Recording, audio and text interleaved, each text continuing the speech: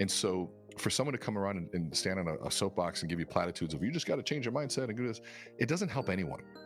It's going to be a short boost of adrenaline, but it doesn't create change. That's why I'm so not interested in being associated with motivational speaking.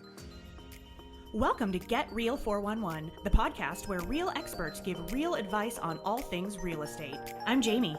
And I'm Brad. Join us as we explore real estate successes and pitfalls through the eyes of our esteemed guests. Now let's get real.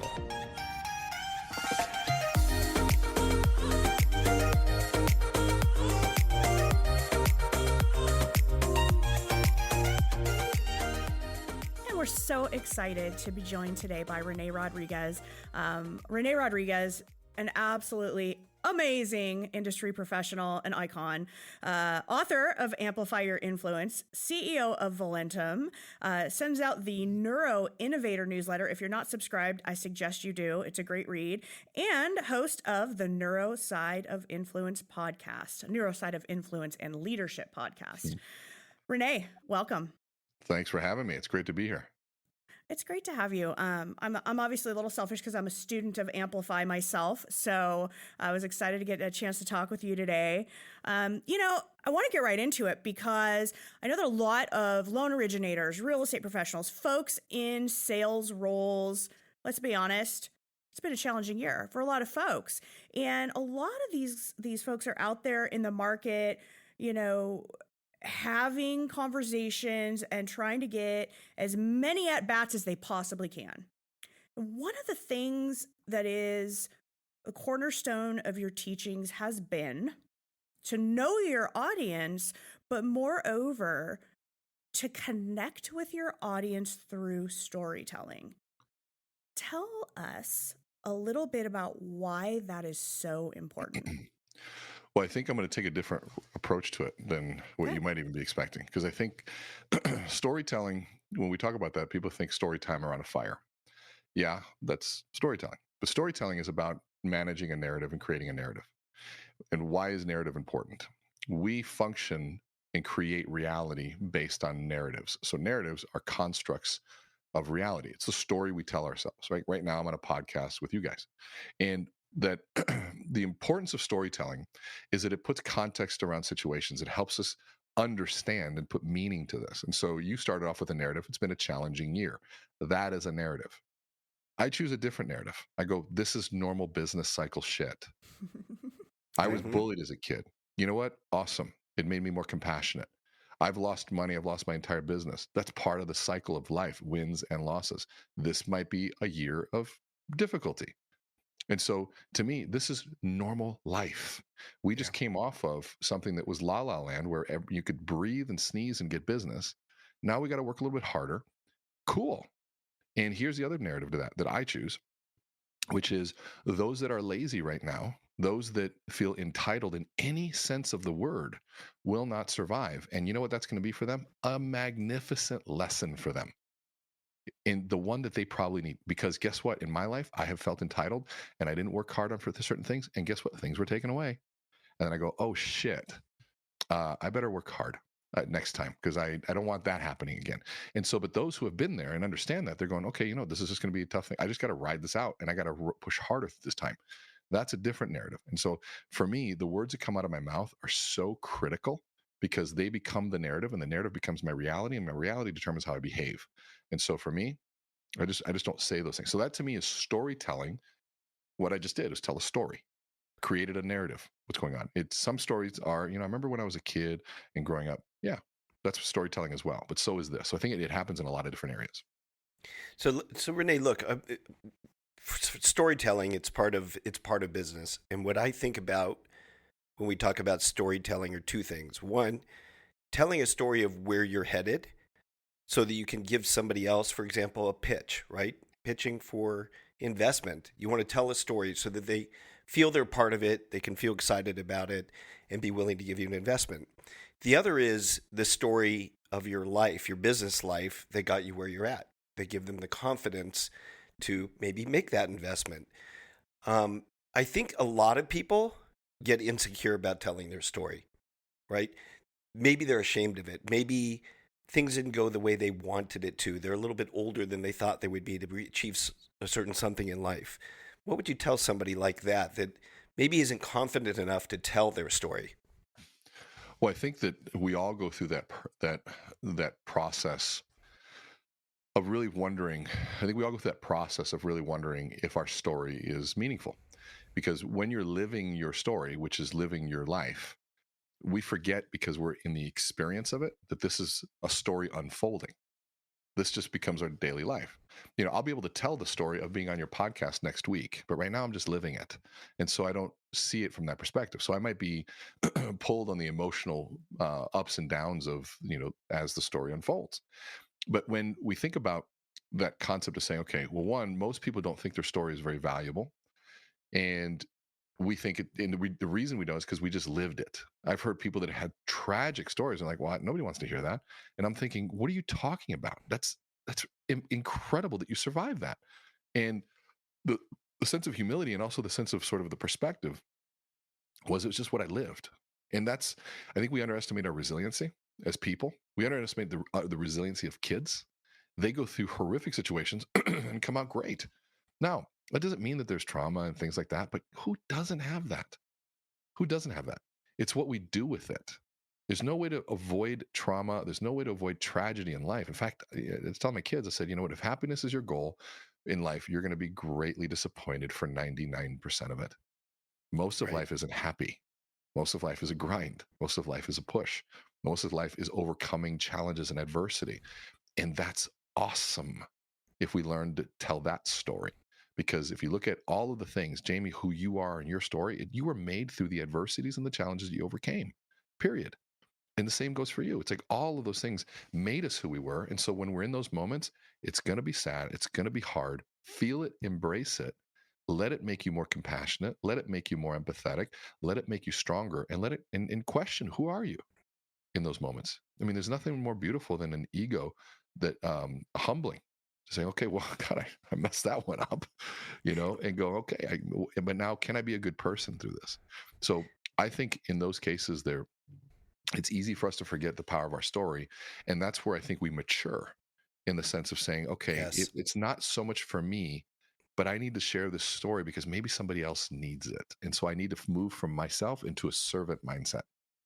Yeah. And people don't realize that their story, they don't feel like it carries a lot of meaning. Yeah, But the reality is that story resonates with many other people that can tell a very absolutely. similar story, and it makes them feel good about themselves to hear they're not the only one that has gone through that. And I think when they realize that, you realize that it's not for you. You have an obligation to share it for others. I've watched so many folks, including myself, come out of the Amplify course. And I think we've talked about it a couple times. We've said, a lot of it is you feel like you've kind of cleared the noise out in so many ways. You've looked at your story, you've understood how it can be used to help others, but moreover, you've gotten the tools to frame it in a way that can resonate with people, instead of standing there and rambling, or standing there and looking at the sky, or all of the other things that we all do that are all tics that we have that we don't realize we have. And there is so much power in being able to effectively communicate your message to your audience, and to do it knowing that you're going to be able to make a positive impact. It's huge. It's so powerful. And so I've watched the metamorphosis of myself, but even prior to being a student, I've watched it in so many of my friends and colleagues. And it's not just something that we see improving our lives and our relationships. It's a hugely impactful business tool that can be used. And so I'd love for you, I love the way you answered the first question I asked you. It's exactly why I was so excited about having you on this podcast, because mindset and attitude is everything. And the way we say the things that we say is critical. And you're right. Anybody that isn't willing to work hard is not going to make it. We know this.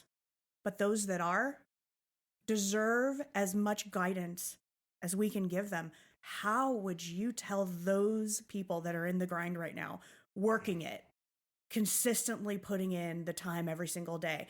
What would you tell those people about how to keep pushing and how to get through to the other side?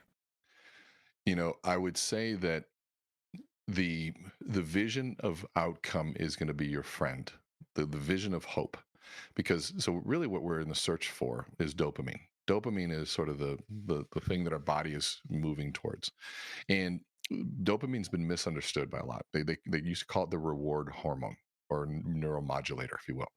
And so you'd think you'd set this big goal to achieve this big goal, and once you get it, you get this big rush of dopamine. That's actually not how it works. You set the goal to buy your dream home. Maybe it's a beach home, and you get it. And what happens, as you're going towards the goal, dopamine is there with you, pushing you along because you can visualize this, which really tells us that the role of dopamine is it secretes in the anticipation of reward, not in the completion or the achievement of a goal. It's the anticipation. I'm about to get it. I'm about to get it. And so if you can visualize the outcome of goal, what you're doing, dopamine is that cheerleader that's pushing you along. If you can't envision the outcome, the grind is torture. In fact, that's what they say might be at the core of depression, is the inability to vision a different outcome. They get stuck in one gear, and this gear becomes perpetual, and then it becomes torturous, and then it becomes meaningless, and then I become helpless. And in that process, if I can now begin to visualize an outcome and actually believe it, because maybe I've had some past, it's just the inability to visualize that. And I'm not saying, well, just visualize an outcome and that's a solution. No, part of depression is the inability to be able to do that. And so we have to help people find those wins along the way, because it's the saying, okay, I had this reward. Okay, cool. Well, what's my next one? Well, if we know that the moment that you complete that task, dopamine plummets below original baseline levels. That means if you were here, it plummets to here. And so what happens is we go out and search for another one. And life begins that cycle again. And so the challenge is that anybody who achieves big things, and a lot of the listeners right now, you guys are all big achievers. That means you have what we call healthy dopamine systems, that you are rewarded in the pursuit of big goals. And if you're rewarded in the pursuit of big goals, you'll achieve big things. But here's the downside of that, or the challenge, is that those who are most capable of achieving the beach home, the big goals, the big things, are also those that are least capable of enjoying them. Because the moment you get them, dopamine is gone. And what do? You get to that beach home, you go, wow, that was great. Open up your laptop and search for the next bigger one. On to the next and one. We all know that cycle. But I think what that does is that it forces us into a different question. That in between the moments of achievement, there's this grind. And that grind passes time. And so in those moments, what's happening is actually our life. We're alive in between the moments of achievement and what we call the fleeting moments of happiness.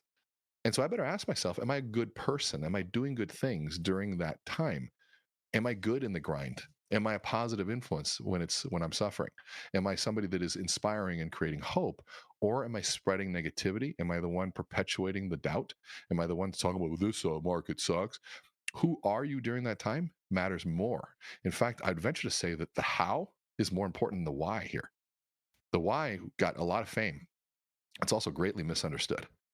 But the how is how I actually live. The how is your legacy, because your legacy is what you live, and you only are alive in the how. So I think we have to focus on who we are during those times. Yeah. And look, I think that a lot of this also boils down to somebody's ability to push through and continue to stick with it when others give up. The same goes for podcasts, right? There was a statistic I saw the other day that said that 95% of podcasts have no more than 7 episodes. So of course, they're not going to make it. What was the purpose of them putting it together to begin with? But you keep doing it and you keep doing it until it turns a point where you start getting a bigger audience. So it's that lesson that I think needs to be taken even in the mortgage business for people that are grinding it out and doing it every day, but haven't made it yet. And not getting that point where they give up, but that they push through it to reap the rewards of everything that they put into it. And the giving up is the tough thing, right? For most people, if they're not seeing the rewards, it's hard to keep going. Yeah, and I think I spent a lot of time thinking about that. Why does somebody not give up and somebody does? And there's also a lack of compassion in that conversation a lot. People just keep going. Well, I think that those of us who have the fortunate capability of envisioning an outcome and maybe have had a track record of success have a history of being able to say hard work equals this. Well, if you've had a track record of hard work equals nothing, hard work equals suffering, well, that's what you've been taught. And so for someone to come around and stand on a soapbox and give you platitudes of you just got to change your mindset and do this, it doesn't help anyone. It's going to be a short boost of adrenaline, but it doesn't create change. That's why I'm so not interested in being associated with motivational speaking. Just not. I want to be in transformation. I want to be in the concept and the conversation of what, even in the philosophical view of what's going on behind the scene. What truly is that trigger to manage the change at a deeper level? And how do you help somebody envision the outcome of what's going on? How do you help them create those moments of success so they can start building a track record of that? So they go, well, last time I did this, I got that. Well, what about It if I went a rewards little bit them. further? And I went a little Yep. bit further. Dr. Jordan Peterson says something profound, I think. He said, if you feel like if you're not achieving goals, then maybe you haven't set them low enough. And I was Mm, like, whoa, okay, hold on a that's second. interesting. He goes, what do I mean? He goes, you can always change your life, but you're probably trying to make too big of a change. What if it's instead of eating the whole bag of French fries, a whole box of fries, you have all and you just leave one today that you didn't, just one that you didn't eat. And then tomorrow you leave two. And the next day you leave three, Incremental. right? What if it's one less bite or you took, 10 steps today, tomorrow you take 11 steps. There's always, if you just break it down to a small, you can always improve. And it's the cumulative effect of all of those changes that creates lasting change. Too many of us are trying to do too much. And there's another great quote that says that we overestimate what we can do in a year, but we way underestimate what we can do in 2 to 3 years. Hmm. To me, the long-term approach is always the best. And we recently went through a big undertaking for our social media, and we hired a gentleman that was a strategist on this. We always knew we had good content, but we didn't have the right approach and the right strategy. And when I hired him, I said, I'm going to give you 3 years. And he looked at me in shock. He goes, "You're going to hire me?" I go, "I'm not going to judge your results for 3 years." And he goes, "I'm speechless. Most people want results in a few months." I said, I go, "This is a long game." And I said, to truly build a brand, it's about years. And anything that happens overnight will fall overnight. Now, granted, his third video went to and now it's over 21 million views, but it's it's a long-term approach. And I think anything is worth a craft that's worth mastering. It's worth years of effort to go into it. And so I think, you know what, I'm going to be alive for the next 30, 40, 50 years. Why not put everything I got into that? I'm going to be Renee, spending the can you time. drill down a little deeper into that? Because we talked about this. You've built up a large following over a short period of time using some new strategies. I think it'd be great if you could share some of that and enlighten us on what that's been like, that transformation that was not that long ago, what you had and what you have today, and where you believe you're headed in the next couple of years. Yeah, I've done a lot of thinking about that, and I want to caveat that and say that I'm not a social media expert. I have on my TikTok. There's 660 some thousand followers. We did it in about 4 months. We started over on my Instagram, and that's a whole story of the mental decision and emotional decision to start over, letting go of 11 years of work and 25,000 followers. But in the 40 days that we've done that, we're at 46,000 followers. Yep. But they're real followers, real people, real engagement. When I say real, I'm not talking about fake. I'm talking about people that are actually interested in what we're talking about. And there's a lot of pieces. There is a formula that we use for sure. There are 4 steps to it. But I've also seen people use the same formula and it not work. And so there's other aspects to it that go into it. The formula is hook, objection, problem, solution. And so the reality is it didn't matter. And I told people all the time, what I teach and amplify does not directly correlate to short form social media content. What I teach and amplify assumes a captive audience. You're speaking in front of a room, you're running a meeting, you're the keynote speaker. It's a captive audience. Short form social media content, you have to assume you're auditioning for people's attention with every single post, and that audition lasts for 3 seconds. So the first thing you have to do is capture attention in 3 seconds. That's a hook. I've got to get you to stop the scroll. And I know that's such an overused term, but it is the reason. It is the one first goal. How can you get someone to stop the scroll? And the way that's done is by appealing to certain things, open-ended questions, things that haven't been fully answered, giving people a tangible but not answered value, meaning here's the number one thing leaders are getting wrong in 2023. Oh, okay, well, what's that one thing? And the piece to that too is that so I think what makes it even better is when you get this part two, which would be called the objection, or we call preempting the potential objection. And so if I were to tell you, let's say I use the hook of being, here's how the rich avoid paying taxes. So, I might stop and go, what's that? But then internally, how might I object to that? Well, okay, that's got to be illegal. Mm-hmm. So if I can answer that question before your brain even goes to that, that's sales 101. So I have two parts to my hook. It's the hook and then the preemptive objection, which would be, here's how the rich avoid paying taxes. And don't worry, what I'm about to share with you is perfectly legal. So I stopped the scroll, I covered your objection. Now I go into problem definition. What most people do is do X, Y, and Z. I define the problem. And I should be articulate and authoritative in my response and my tone in how I do that. And it should elicit the response of, man, that's what I do. Mm-hmm. And then I go, instead, try this solution, part 4. And I give this tip. Now, can you do that in less than 60 seconds? That's not easy. We spend 90% of our time writing hooks. That's the first sentence, 2 sentences phrase, and 10% on the content. Where people, they think they hook, they're not hooking. And here's how you know if you're hooking correctly. Are people watching your videos? If they're not, your hooks suck. And you have to surrender to that. If they're watching them, their hooks work. If they're not, they don't. I say, yeah, we know hooks all the time. I'm like, well, why do you have 300 views? Why do you have 48 views? It's not right. It's not correct. And I spent years, I've been in that game for over 3 years just trying to figure that out. So people are like, wow, it happened overnight in 4 months. I said, no. One, it's been 30 years of content creation, writing a best-selling book, I spent 234 days speaking this last year. 234 days. I was on and now this would be the 60th podcast guest appearance this year. And that's a lot and that doesn't include virtual events. That's a lot of practice in articulating your message. And so there's that piece of it. And then you employ a formula to it. But it's like, well, I can't do that. Well, no, maybe not right away you can't. But I've been doing this for years and I sucked at it for years, but I stayed at it. And so then now it happens like overnight. Like, no, excuse my language. Fuck you. It wasn't overnight. And nor do you want it to be overnight. You don't want it. Learn to enjoy the process of building something over time that actually has a solid foundation. So when the wind blows, it doesn't blow over. It's still there. Like people are worried about time. I'm not scared at all about what's going on right now. So it's those 4 elements, but there's more to it than that, isn't there? There's the way that you videotape it. I'm noticing the zooming in and zooming out. Like, can you give us a little bit more?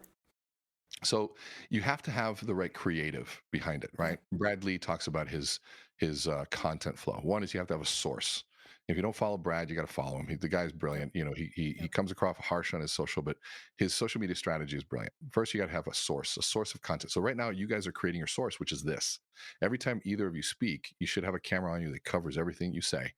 And every time you're saying something, you can clip that up. That is a source. Every time you're on a podcast, I've got a camera that's in front of me right here, and I got a camera that's right there.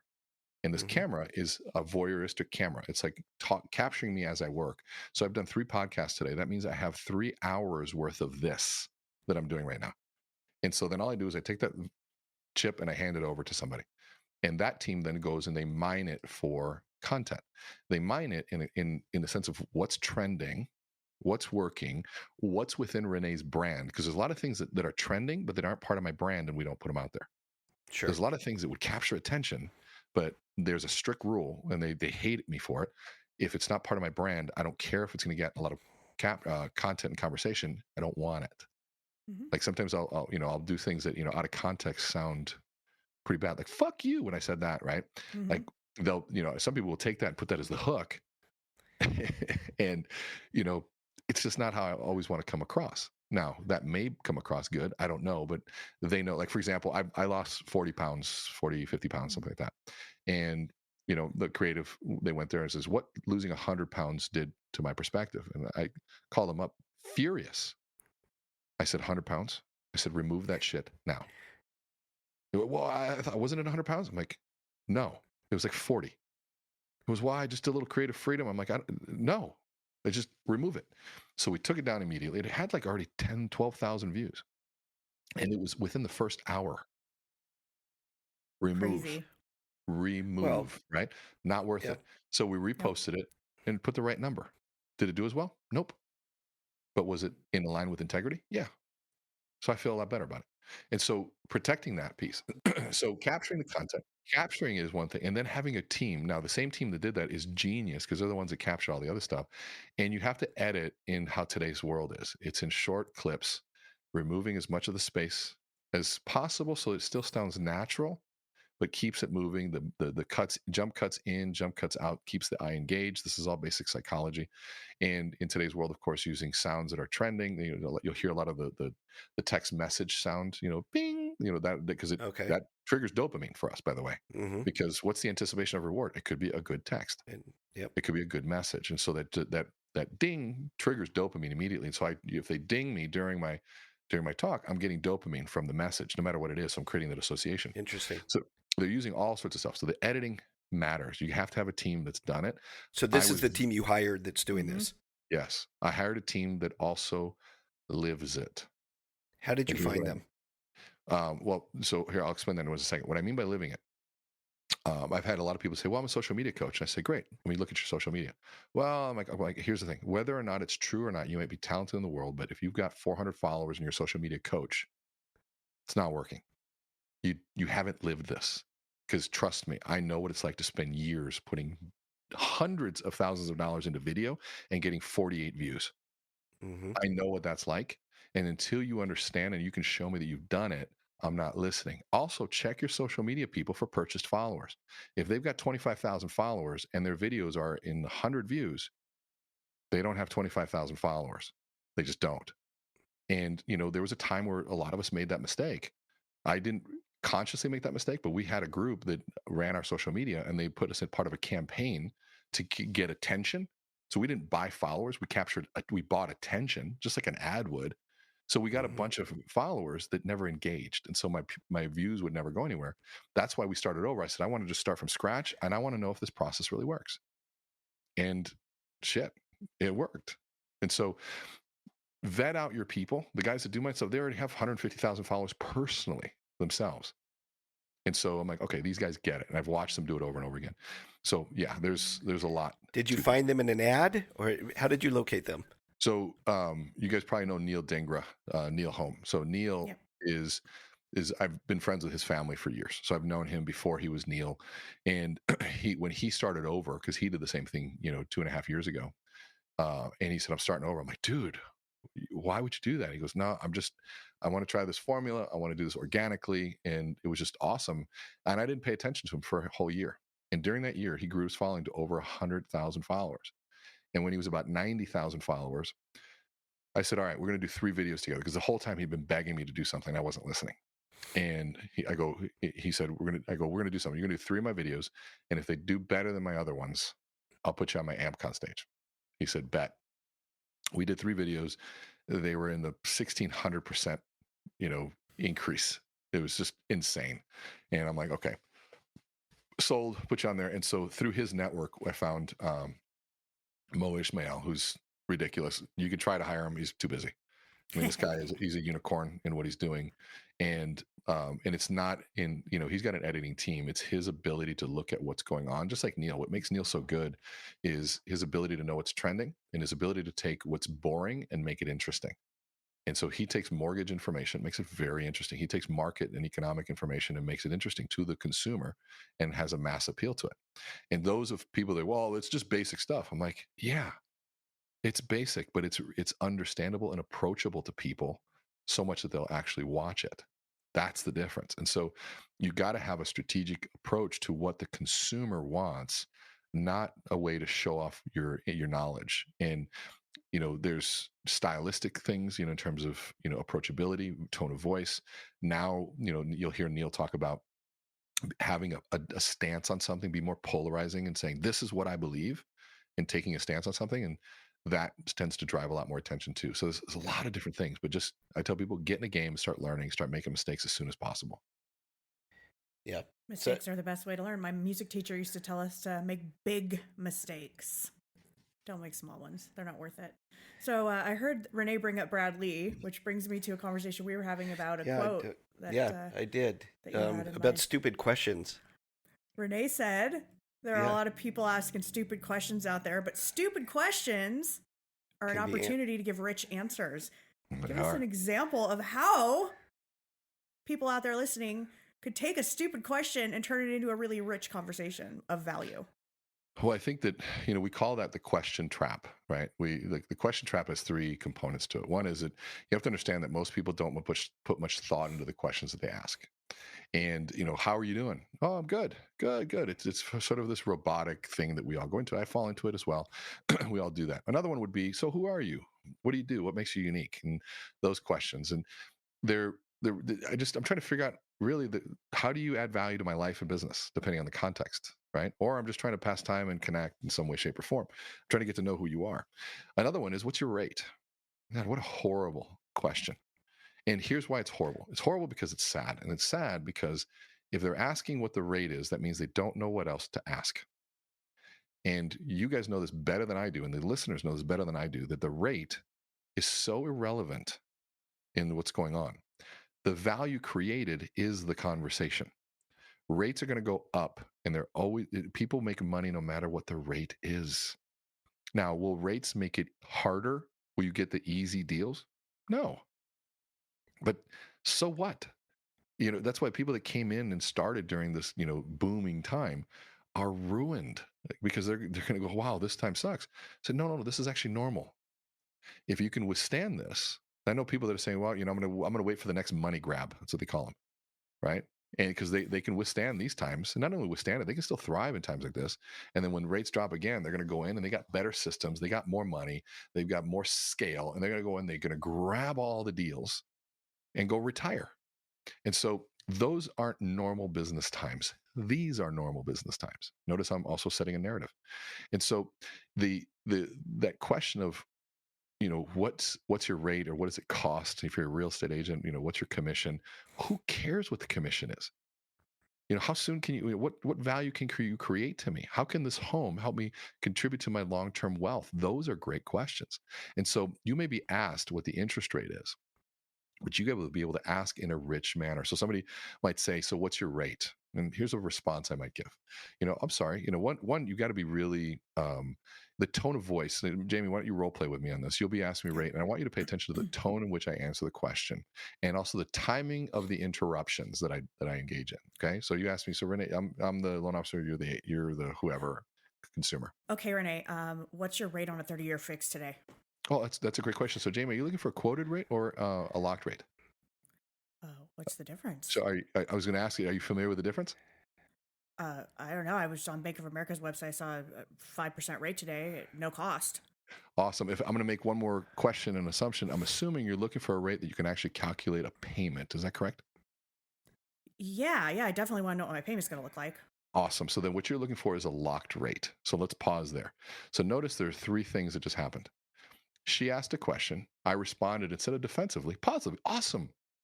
Right? So if I can validate immediately the stupid question, then because the typical consumer is expecting some level of resistance or some dance.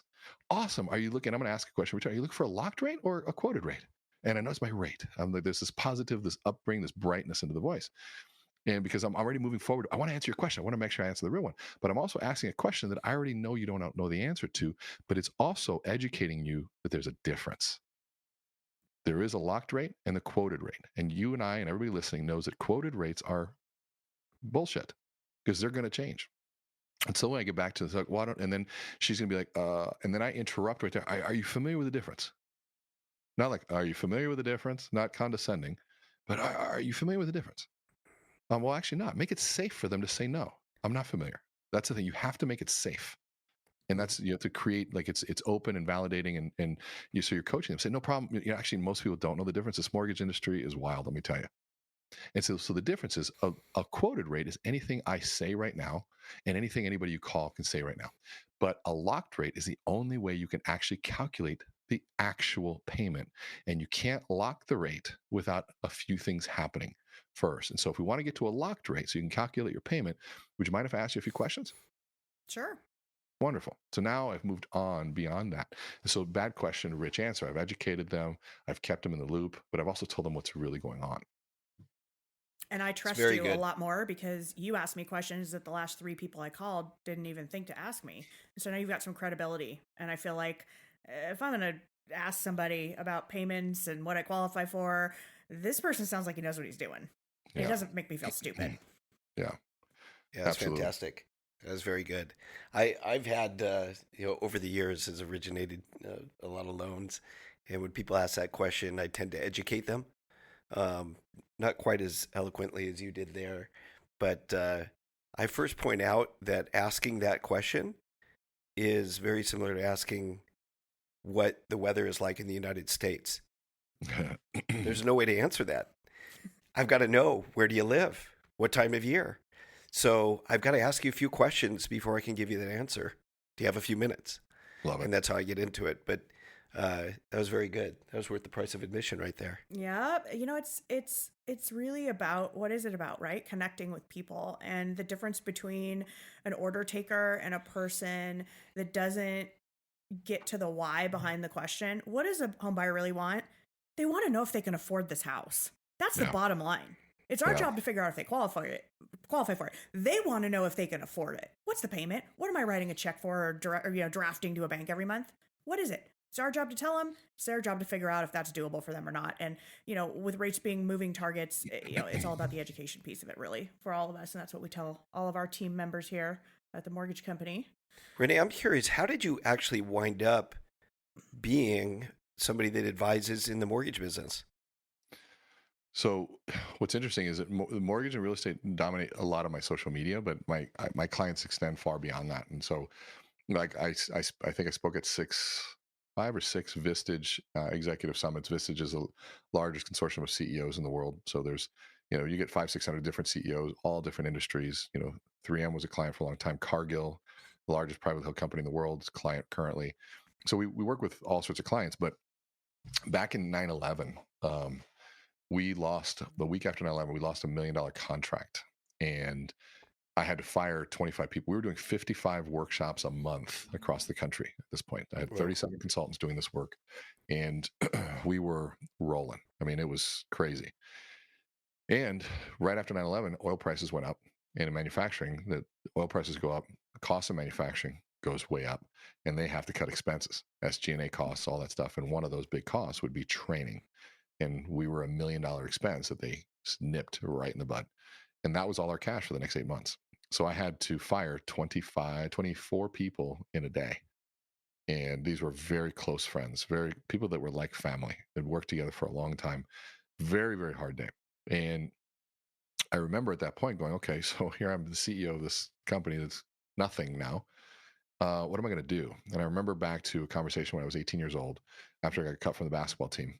I asked the CEO, he asked me how my basketball career was going, and I said, it's over. And I said, but I have one question for you. What's the one thing I have to do now to be in your shoes when I get older? And he looked at me, and he smiled, and he said, you learn how to sell. If you learn how to sell, you'll always be employed. And at 18 years old, I didn't understand what that meant. I just knew I needed to go sell. So I went, I got hired selling cookware door to door. So that word, the voice came back to me. I said, okay, we just lost this contact. I need to go sell. So I called a friend of mine who I knew was just making a killing in the mortgage industry, and Greg Bertagnoli. And I said, hey, dude, I might need to come work for you. I go, how does this mortgage thing work? And he said, oh my God, get over here. And he was so excited. And I walked in and I said, okay, show me your sales order. He goes, sales order? We don't do sales order. He goes, we fill this out. And he hands me this thing with 1,003 pages. I'm like, you have 1,003 pages on an application? And he goes, no. It's called a 1003. And I'm like, oh, all right. So it's 4 pages, the 5th page as well, too, the page 5 of the 1003. And I go, okay. So I gave him a highlighter. I said, fill out what you want filled out. This is 2001. And he goes, why? I go, just fill it out. So he goes, just need this, and that. I said, you just need that, fill it out, and you can quote rates. He said, yep. I said, great. I put them in a sheet protector. I grabbed a stack of them. I said, I'll see you tomorrow. And he goes, what are you doing? I said, I'll see you tomorrow. I come back with 9 of them filled out. He's like, what the hell did you do? I just ask people if you want to save money on their mortgage. I told him, I don't know what the hell I'm doing. I got a team that will analyze this. You fill out the yellow parts and I'll tell you if you can save money. And they all said yes. And he goes, all right. I go, so what's next? He goes, well, we got to price your loans. I'm like, what do you mean price your loans?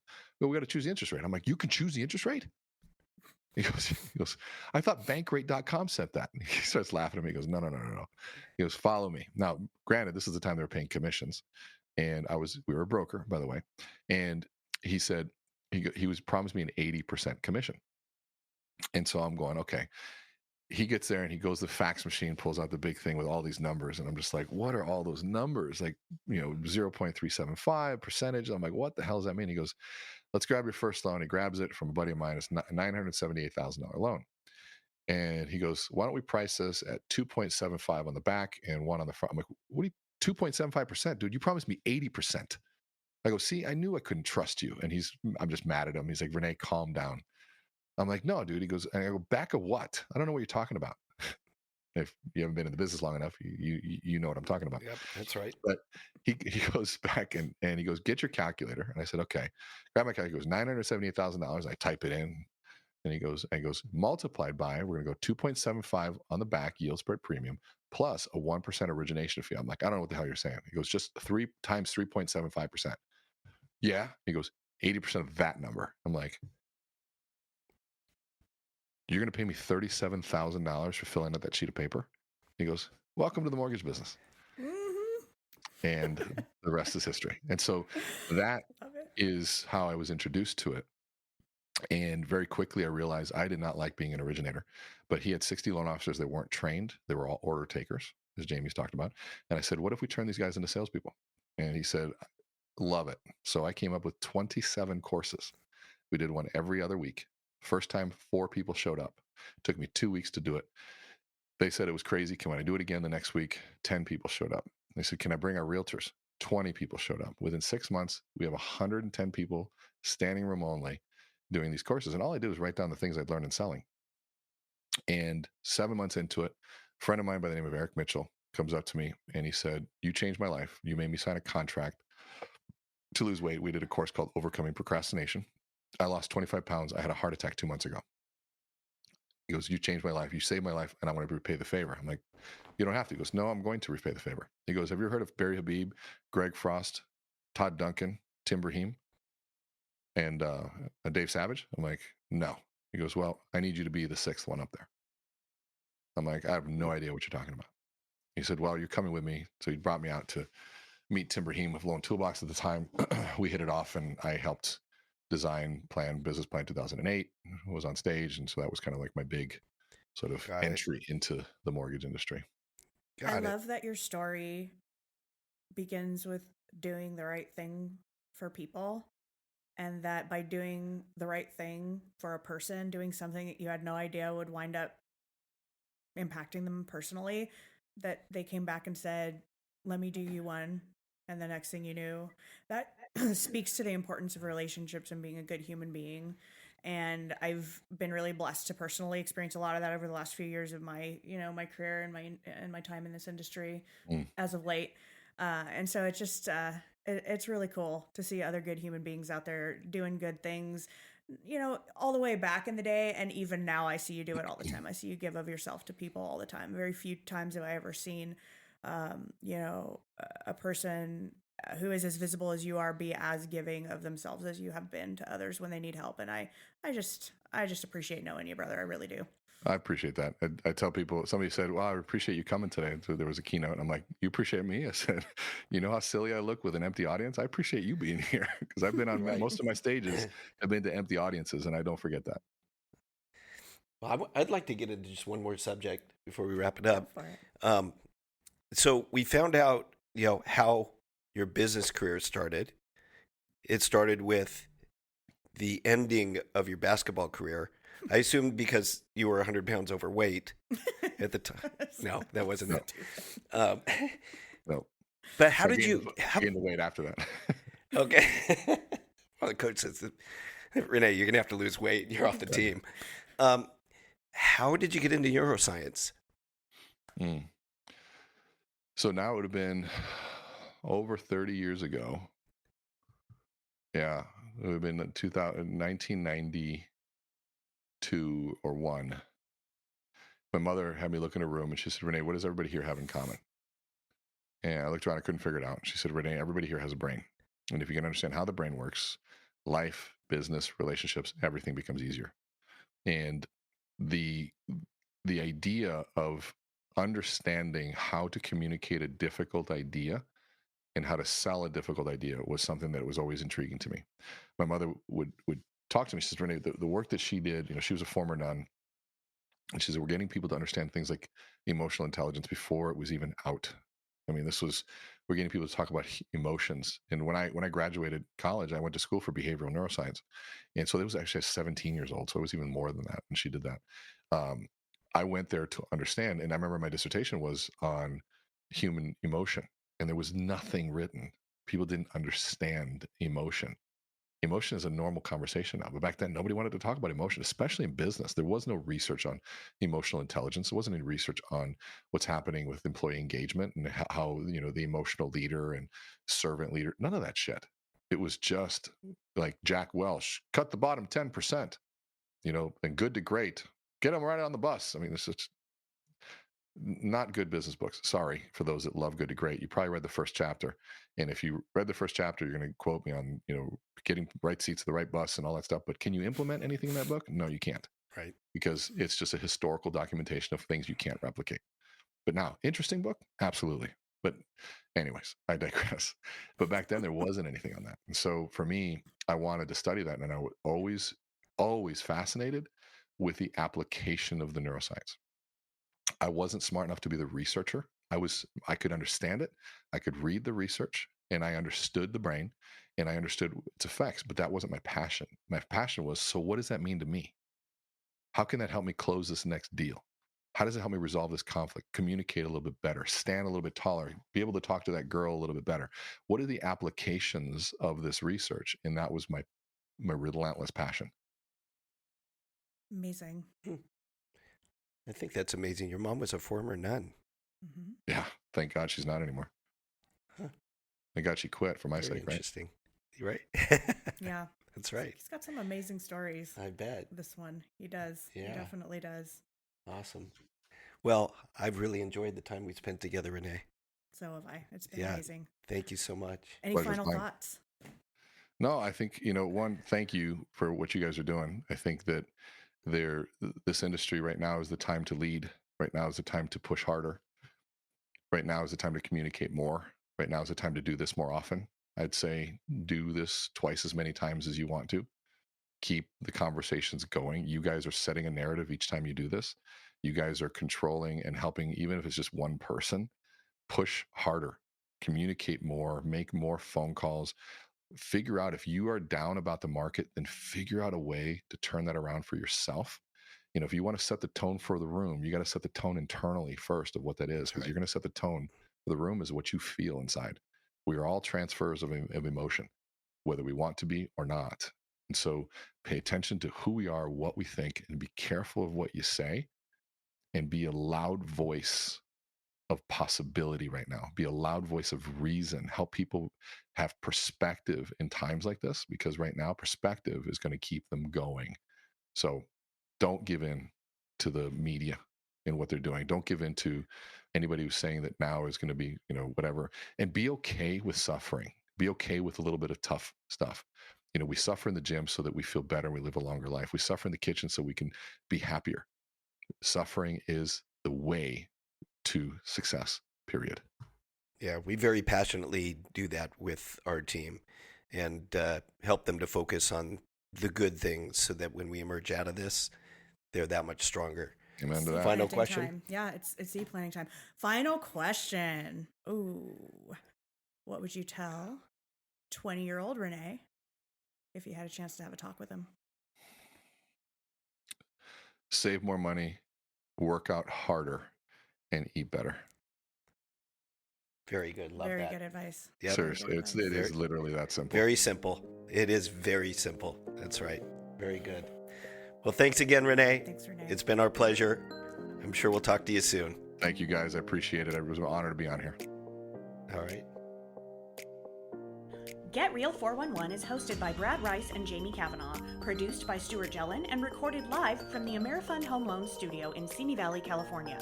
You can learn more about the show at getreal411.com and watch full episodes on YouTube.